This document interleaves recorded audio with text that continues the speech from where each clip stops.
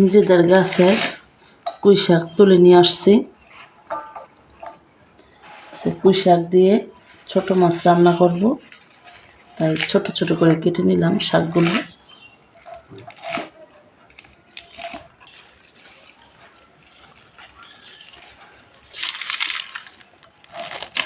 ছোট করে কেটে দিতেছি।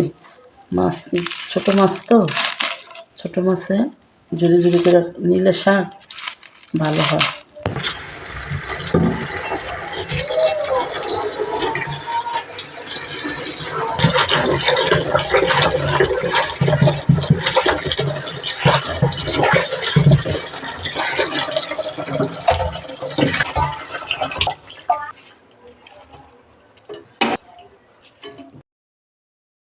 ছোট মাছ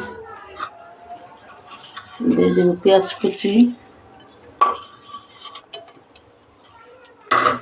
দিয়ে দেবো হলুদ ফাঁকি, দিয়ে দেবো মরিচ ফাঁকি, আর দেবো ধনিয়া ফাঁকি,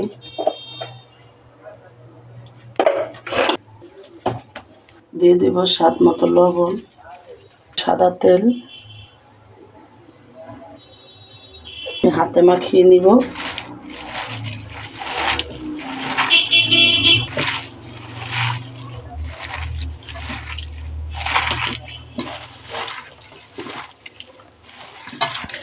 শাকের মধ্যে যত মশলা দিই, মশলা দেখা যায় না,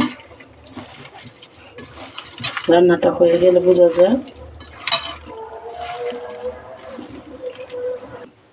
যেহেতু শাকের মধ্যে পানি উঠবে, তাই অল্প করে পানি দিয়ে দিব। এতে অল্প করে পানি দিয়ে দিলাম, দিয়ে দিব।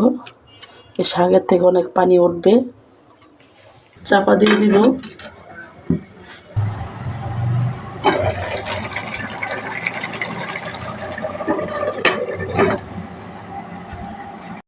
তো প্রায় হয়ে আসছে আমার মাছের রেসিপিটা।